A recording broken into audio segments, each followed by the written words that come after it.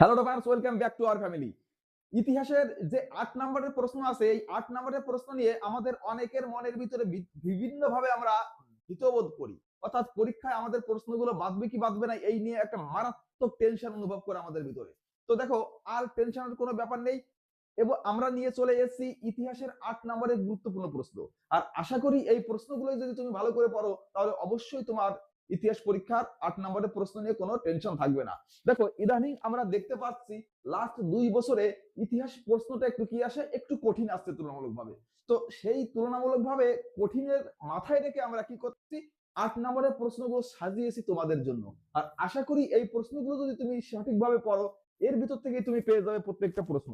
আমরা ভালো করেই আমরা মার্ক প্যাটার্ন গুলো জানি।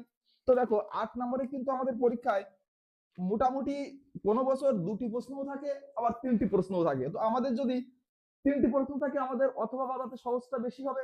তো চলো দেখা যাক কোন কোন অধ্যায় থেকে আমাদের ৮ নম্বরের প্রশ্ন আসে এবং কোন প্রশ্নগুলো তোমাদের জন্য রাখা আছে এবছরে। তো দেখো, আমরা যদি প্রথমে দেখি দ্বিতীয় অধ্যায়। দ্বিতীয় অধ্যায় কি আমাদের সংস্কার বৈশিষ্ট্য পর্যালোচনা। দেখো, এখান থেকে তোমাদের জন্য ৩টি প্রশ্ন রেখেছি।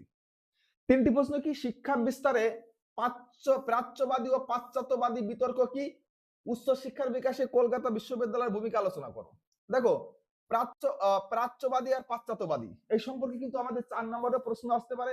তো আমরা এই প্রশ্নটা খুব সুন্দর করে পড়বো, এটা ৪ নম্বরের জন্য খুব গুরুত্বপূর্ণ।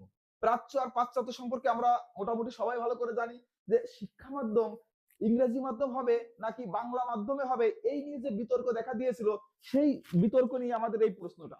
তো ২ নম্বরে আমরা যে প্রশ্নটা আছে, বাংলায় নবজাগরণ বলতে কি বোঝায়, এই নবজাগরণের সীমাবদ্ধতাগুলি লেখো। এই প্রশ্নটা কিন্তু খুবই গুরুত্বপূর্ণ তোমাদের জন্য। তো দেখো, আমরা যদি ৩ নম্বরের প্রশ্নটা দেখি, ১৯ শতকের বাংলায় সমাজ সংস্কার আন্দোলনে ব্রাহ্ম সমাজগুলির কিরূপ ভূমিকা ছিল। তো দেখো, তোমাদের জন্য ২ অধ্যায় থেকে এই ৩টি প্রশ্ন থাকলো। দেখো, একটা কথা তোমাদের জন্য বলে রাখি, আমাদের সাধারণত আমরা দেখতে পাই ১ অধ্যায় থেকে, ৩ অধ্যায় থেকে এবং ৮ অধ্যায় থেকে আমাদের কোনো প্রকারের ৮ নাম্বার প্রশ্ন পড়ে না।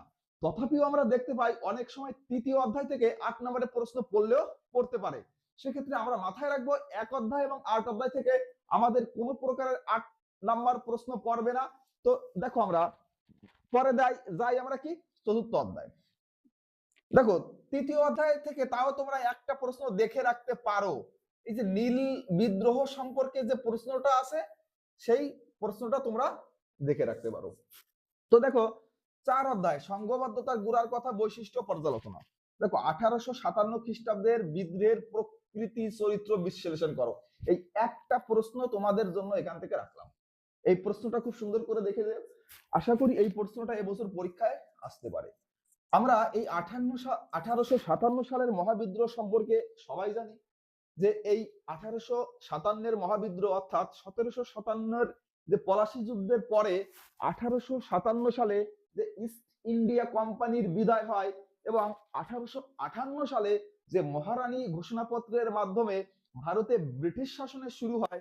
অর্থাৎ প্রথমে ইস্ট ইন্ডিয়া কোম্পানির সাথে যে ভারতীয় জনগণের, ভারতীয় সামরিক বাহিনী, ভারতীয় নৌবাহিনীর সাথে যে প্রথম সংঘর্ষ বাধে, সেই সংঘর্ষ বাধে কার সাথে, ইস্ট ইন্ডিয়া কোম্পানির সাথে।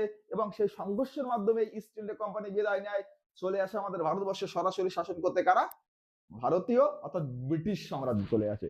তো চলো দেখা যাক, চতুর্থ অধ্যায় থেকে একটা প্রশ্ন রাখলাম তোমাদের জন্য। আমাদের এবার দেখা যায়, আমরা যদি দেখি পঞ্চম অধ্যায়। দেখো, পঞ্চম অধ্যায় আছে কি, বিকল্প চিন্তা, উদ্যোগ, বিশ্লেষণ ও পর্যালোচনা। প্রথম প্রশ্ন কি আছে, মানুষ, প্রকৃতি ও শিক্ষার সমন্বয়ে বিষয়ে রবীন্দ্রনাথের চিন্তার সংক্ষিপ্ত পরিচয় দাও। এই প্রশ্নটা খুবই ইম্পর্টেন্ট। রবীন্দ্রনাথ ঠাকুরের শিক্ষা ভাবনা। ২ নম্বর প্রশ্ন আছে, ঔপনিবেশিক বাংলায় বিজ্ঞান ও কারিগরি শিক্ষার বিকাশের সংক্ষিপ্ত পরিচয় দাও। অর্থাৎ বাংলায় বিজ্ঞান ও কারিগরি শিক্ষার কি ভূমিকা রেখেছিল, এই প্রশ্নটা কিন্তু খুবই গুরুত্বপূর্ণ আছে। দেখো, অধ্যায় ৬তে যদি আমরা যাই, বিংশ শতকের ভারতে কৃষক, শ্রমিক ও বামপন্থী আন্দোলনের বৈশিষ্ট্য পর্যালোচনা। এখান থেকেও তোমাদের জন্য ২টি প্রশ্ন রাখা আছে। একটি প্রশ্ন কি, বিংশ শতকের ভারতে ঔপনিবেশ বিরোধী আন্দোলনে বামপন্থীদের ভূমিকা কি ছিল। ২ নাম্বার, বারদৌলি আন্দোলনের একটি সংক্ষিপ্ত বিবরণ দাও। তুমি কি মনে করো যে এই আন্দোলনের ভূমিহীন কৃষক শ্রেণী ও কৃষি শ্রমিকদের স্বার্থ রক্ষা সফল হয়েছিল। অর্থাৎ এখান থেকে কয়টা প্রশ্ন রাখলাম, ২টি প্রশ্ন রাখলাম। এবং দেখো লাস্ট অধ্যায় অর্থাৎ অধ্যায় 7, এখান থেকেও তোমাদের জন্য দুটো প্রশ্ন রাখা আছে। একটা হচ্ছে বঙ্গভঙ্গ বিরোধী আন্দোলনে নারী সমাজ কিভাবে অংশগ্রহণ করেছিল, তাদের আন্দোলনের সীমাবদ্ধতা কি, এই প্রশ্নটা পড়বে। আর বাংলায় নমশূদ্র আন্দোলনের সংক্ষিপ্ত বিবরণ দাও। দেখো এই যে ইম্পর্টেন্ট প্রশ্নগুলো তোমাদের জন্য রাখলাম, তোমরা এই প্রশ্নগুলো খুবই সুন্দর করে রেডি করো। হ্যাঁ, এর থেকেও আমি তোমাদের একটা টোটকা কমন দিয়ে দিচ্ছি, আশা করি এর ভিতর থেকে এই প্রশ্নগুলো বাঁচবে।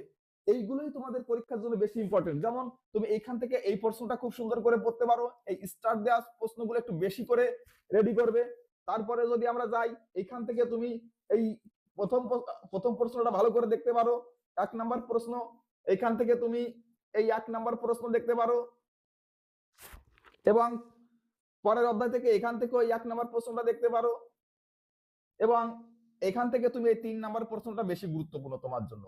আশা করি এই প্রশ্নের ভিতর থেকে স্টার্ট দেওয়া প্রশ্নের ভিতর থেকে একটা প্রশ্ন আসবে। হ্যাঁ, একটা কথা আবারও বলছি, কেন তোমাদের একটু বেশি প্রশ্ন দিলাম, মানে বর্তমান সময় দেখা যাচ্ছে যে আমাদের ইতিহাস থেকে একটু কঠিন প্রশ্ন আসে। তো এই প্রশ্নগুলো যদি আমরা ফলো করি, তাহলে অবশ্যই আমরা কিন্তু 8 নম্বরের প্রশ্ন কমন পাবো। হ্যাঁ, তুমি লেগে থাকো আমাদের সাথে, আশা করি প্রত্যেকটা প্রশ্নের এইখানেই আমরা আলোচনা করব কমনের ব্যাপারে। এবং ইতিহাসের কিন্তু একটা সিরিজ ইতিমধ্যে 4টি অধ্যায় ফুল কমপ্লিট করে দেওয়া আছে, এবং 5, 6, 7, 8 অধ্যায়গুলোর এমসিকিউ অর্থাৎ এসিকিউ আকারে যে সিরিজটা আমরা চালাচ্ছি, সেটাও তোমাদের মাঝে খুবই তাড়াতাড়ি চলে আসবে। তোমরা আমাদের এই ভিডিওগুলো লক্ষ্য করো, এবং আমরা পরপর তোমাদের জন্য ভিডিও নিয়ে আসবো। আশা করি তোমার পরীক্ষা ভালো হবে। Thank you.